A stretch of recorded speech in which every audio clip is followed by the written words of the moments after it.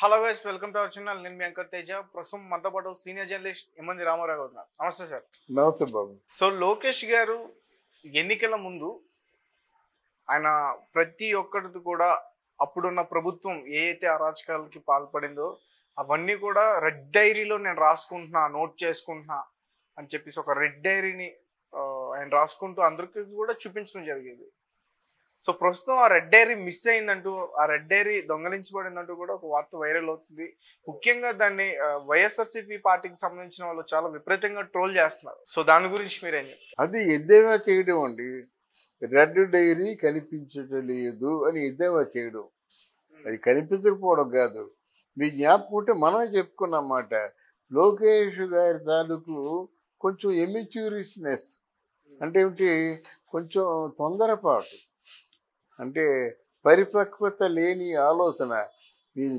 అంటే మీ మీద నాకు ఏదైనా కొంచెం, మీ మీద ఏంటంటే మీకు శిక్ష వేద్దామని ఆలోచన ఉంటే నేను చిన్న పుస్తకం తీసుకొని మీకు నేను శిక్ష, నేను పదవిలోకి వస్తే వేస్తానని రాస్తానా మీరు చూస్తుండగానా? ఎంతమంది టార్గెట్గా ఉంటారు? ఓ 10 మంది ఉంటారు. 10 మందికి వచ్చి డైరీ ఎందుకు? దానికి ప్రత్యేకించి రెడ్ డైరీ ఎందుకు పేరు పెట్టడం? అది మాత్రం అది మొదటి నుంచి చెప్తున్నాను. అది ఎందుకు, ఎవరెవరిని నువ్వు ఏ విధంగా నిన్ను హింసించారో, మీ పార్టీని హింసించారో కళ్ళ ముందు కనిపిస్తూనే ఉన్నారు కదా. You take the action. Legality ఉండాలి నీకు. లెగాలిటీ లేకుండా నీవు నోటితో చెప్తే నమ్మరు, వాళ్ళ నోటితో చెప్పినా నమ్మరు. చట్టం ఊరుకోదు. అందువల్ల ఆ రెడ్ బుక్ అని చెప్పే మాట అది కరెక్ట్ కాదు. బట్ ఇక్కడ డైరీ కనిపించకుండా పోవడం కాదు. నా ఆలోచన ఏంటంటే, ఇదిగో నేను వస్తున్నాను, నేను లేపేస్తానంటే అనవసరంగా అది పెద్ద గలాభా అయిపోద్ది, గందరగోళం అయిపోతుంది. మీ తాలూకు మీ వాడకు వస్తున్నాను నేను లేపేస్తానంటే వాడు 100 మందిని జాగ్రత్త పెట్టుకొని ఉంటాడు, అంతే కదా. అదేం ఆలోచన అంటే, నీకు లేపేస్తానంటే ముందు అన్న తర్వాత వీడినే ముందు లేపేస్తారు. అదో ప్రమాదం ఉంది. ఇవన్నీ చంద్రబాబు నాయుడికి రెడ్ అనే మాటలు ఇష్టం ఉండదు, రెడ్ డైరీ అనే మాటలు ఇష్టం ఉండదు.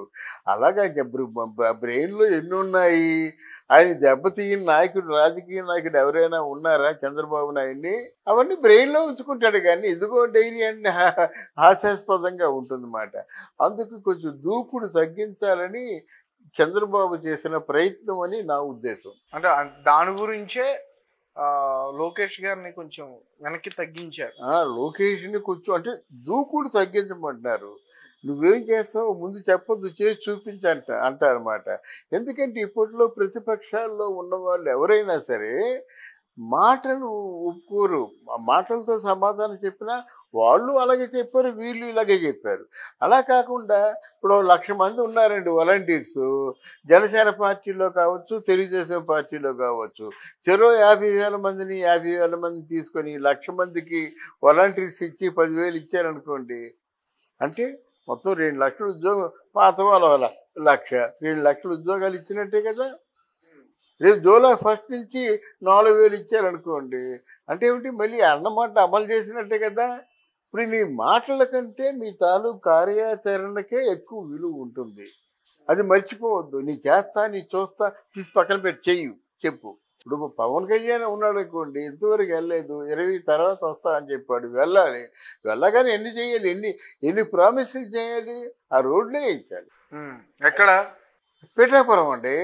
పిఠాపురంలో డిప్యూటీ సీఎం పిఠాపురంలో వేయిస్తే సరిపోతుందా? అదే అందుకే కదా గ్రామీణాభివృద్ధి తీసుకున్నాడు. పంచాయతీరాజు, గ్రామీణాభివృద్ధి రెండు చాలా అత్యున్నతమైన శాఖలండి. హోమికి గౌరవం ఉంటుంది కానీ బట్ బాగా అక్కడి నుంచి ప్రభుత్వం నుంచి నిధులు ఎక్కువ వచ్చాయి. ఇవే నిధులు ఉంటే కానీ సేవ ఏం చేస్తాడు? అక్కడ నిధులు ఉండాలి. అయ్యా రోడ్లు బాగలేవు, నిధులు. అయ్యా ఫిషరీస్ తాలూకు కంప్లీట్గా గుడిసెలు కొట్టుకుపోయినాయి, వాళ్ళకి స్టోరేజ్ లేదు, నిధులు. అర్థమైందా? ఇప్పుడు ఇక్కడ దీన్ని పిఠాపురం ఏమో ఆధ్యాత్మిక సుందర నగరంగా తీర్చిదిద్దుతా అన్నాడు మాట, నిధులు.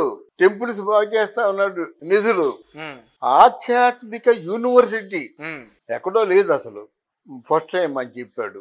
ఆధ్యాత్మిక యూనివర్సిటీ అంటే ప్రపంచవ్యాప్తంగా ఉన్న వాళ్ళందరూ వచ్చి ఇక్కడ చదువుకోవచ్చు, ఇష్టపడతారు. అటువంటి నువ్వు ప్రామిస్ చేసావు, వాళ్ళు అడగలేదు, నువ్వు ప్రామిస్ చేసావు. అలాగే మన ఈయన వర్మ గారు ఉన్నారు, వరం గారిని జీవితంలో మర్చిపోలేను, థ్యాంక్స్ అంటే సరిపోతుందా? ఆయన చంద్రబాబు నాయుడు చెప్పినట్టుగా ఈ should be the first MLC. రెండోది ఈ should be given good ministry. ఆయనకి తగిన మినిస్ట్రీ ఇవ్వాలి, ఆయన్ని ఫస్ట్ ఎమ్మెల్సీగా తీసుకోవాలి. లేకపోతే ఎంత చరిత్రహీనుడైపోతాడో తెలుసా పవన్ కళ్యాణ్ను చంద్రబాబు ఎమ్మెల్సీ ఇస్తా అన్నాడు, నీ గౌరవాన్ని తగ్గకుండా పదవి ఇస్తా అన్నాడు ఈయన. ఇవన్నీ గుర్తుంచుకోవాలి కదా.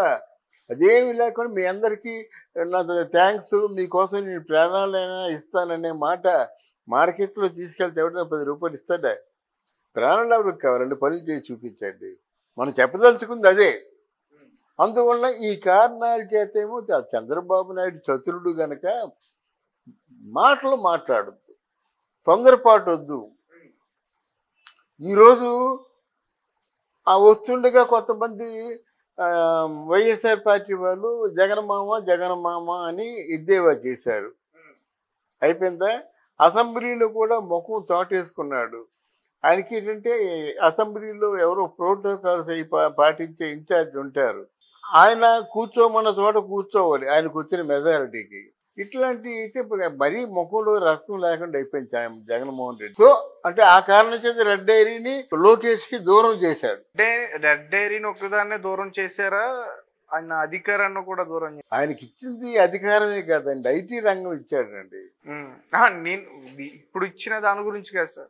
లేదు ఫైట్ చేశాడు. ఇప్పుడు వైఎస్ఆర్సీపీ గవర్నమెంట్ లో జరిగే అరాచకాలన్నీ కూడా ఆయన ఫైట్ చేశాడు. ముఖ్యంగా యువగలం పాదయాత్రలో కొన్ని చోట్లకి దగ్గరుండి చూశాడు. మరి ఇప్పుడు ఆయన రాసుకున్నటువంటి ఆ సమస్యలన్నీ కూడా మరి ఎవరైతే ఆ సమస్య పరిష్కారం కోసం ఎదురు చూస్తున్నారో మరి వాళ్ళందరి పరిస్థితి ఏంటి? అంటే వాళ్ళందరి పరిస్థితి రెడ్ బుక్కే చూపించాలండి. యుద్ధాలు జరిగినప్పుడు మీరు నేను చాలా అంటే ఘోరంగా యుద్ధం చేసుకుంటాం. యుద్ధం అయిపోయింది, విజేతలు అయిపోయారు. అప్పుడు మన ఇద్దరం ఫ్రెండ్లీగానే ఉండాలన్నమాట. యాక్చువల్గా పరిపాలన సజావుగా సాగాలంటే ఇప్పుడు పాలక వర్గం ఏమో నిర్ణయాలు తీసుకుంటుంది, కార్యాచరణ చూపిస్తుంది. పాలితులు ఎవరైనా ఉన్నారంటే మీ కార్యాచరణలో ఇంత తప్పు ఉంది, ఈ లోపం జరుగుతుంది, ఇక్కడ మీరు నొక్కేశారని చెప్పవలసిన బాధ్యత వాళ్ళది. వాళ్ళు నోరెత్తకంటే వాళ్ళ పనులు సజావుగా చేయవలసిన బాధ్యత మన ప్రభుత్వం, అది పాలక వర్గం అన్నమాట. అయ్యే రెండు మర్చిపోయి వ్యక్తిగతంగా దూషణలు కానీ ఇవన్నీ అవి పాతరం అండి. పాత అంటే లాస్ట్ ఎలక్షన్లో అలా జరిగింది, అలా జరగకూడదు. మీరు చేసినా వాళ్ళు చేసినా క్రియ ఒక మంచి మార్పు కోసం ఎవరైనా ఏమైనా చేయండి, ఆ చేసింది ఏదో మన కళ్ళ ముందు కనిపించాలి. వస్తుంది తెస్తుంది అనుకుంటే కాదు. అంటే నేను అనుకుంటుంది ఏంటంటే సార్, నిజానికి రెడ్ బుక్ ఎవరు దొంగలించలేదు, చేతులు మారుతుందేమో అనుకుంటున్నా. అంటే లోకేష్ గారి దగ్గర నుంచి దాన్ని పవన్ కళ్యాణ్ గారి టేబుల్ మీదకి పంపిస్తారేమో నాకు అనిపిస్తుంది. అదే లేదండి, ఇక్కడ ఒకవేళ రెడ్ బుక్ పోయింది అనుకుంటే మరి అక్కడ ఉన్నటువంటి సెక్యూరిటీలు పోలీసు వర్గం వీళ్ళందరూ అసమర్థులని మనం ఒప్పుకున్నట్టు కదా, ఇప్పుడు వాళ్ళు ఒప్పుకున్నట్టు కదా. రెడ్ బుక్ ఎలా పోద్ది, డైరీలు ఎలా పోతాయండి? ఒక మినిస్టర్ ర్యాంకులో ఉన్న వ్యక్తుల దగ్గర డైరీలు పోవడం అంటే చిన్న విషయం కాదు కదా. 5 నిమిషాల్లో తెచ్చి ఇచ్చేస్తారు. అది కాకుండా చంద్రబాబు నాయుడే ఈ రెడ్ బుక్ ఎందుకు అవసరం లేదు, చీటికి మాటికి రెడ్ బుక్, ఇదిగో నా రెడ్ బుక్లో ఉన్నాయని ఆయన బాధ ఉండొచ్చు.